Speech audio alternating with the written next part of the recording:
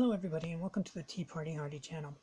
Alright, so Jussie Smollett, he was alleged attacked by some fellows wearing a MAGA hat, and this is, now we're getting really close to saying 100% that it's a hoax. And here's something I found interesting. On Jussie Smollett's story, We Deserve to Know the Truth by LZ Granderson. Let's take a look who LZ Granderson is. Yeah, so this is a CNN story, but you can see here he's been on ABC This Week, and I guess he does some sports commentating too. I don't know. Sorry. I just came to this story from the headline. Now, if we come down here, we get into the really interesting thing, which is where he says, where did it go? I continue to hold a sliver of hope that the dots that continue to feel so far apart will eventually connect, and the picture before us will show he was telling the truth all along. Remember, his story was he was beat up by white guys wearing MAGA hats. So Mr. Granderson is holding a sliver of hope that he was beat up by MAGA people. That's a strange thing to hope. Okay, now it gets better. Telling the truth all along. And I hold hope that those faint whispers that began almost as quickly as the story made its way across the networks will be silenced, that Smollett will be vindicated, and the people who took to social media to demand justice for him will not be left to look like tools. Well, here we are on February 19th. He's pretty much starting to look like a tool. Okay, now, let's see. Blah, blah, blah. Oh, by the way, this is important. I know it's important because it's in every single story about Jussie Smollett, that he's an openly gay and black man. If you didn't know that, all you have to do is read any articles in the last 3 weeks, and it's in every single one of them. Wow. Okay, so clearly that's important, that he's an openly gay and black man. He's not a man who was attacked. He's an openly gay black man that was attacked. Okay, so let's get to the part where he starts praying. Let's see what Mr. Granderson prays for. Oh, here we go.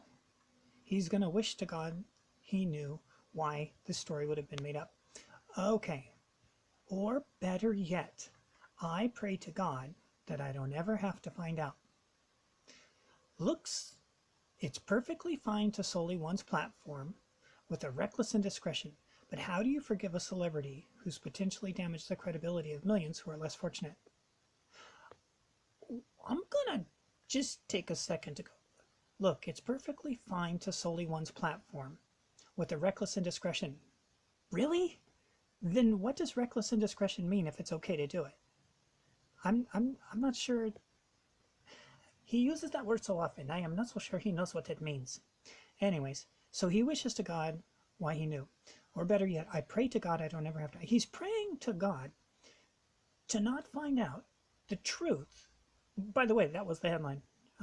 We deserve to know the truth. But he's praying to God. Now he's praying to God not to do that. I mean, one could also step aside and say, exactly who is this God you are praying to? That you think it's okay for MAGA people to beat people up, and in fact you're praying that he was beat up by MAGA people. Okay, that's new. Many of my gay friends reached out to me in the past few days asking for my thoughts because they were skeptical of Smollett's account from the very beginning. For days we talked amongst ourselves, asking ourselves if he simply made the whole thing up for twisted personal gain. Well, you didn't really put that on the record very much, did you?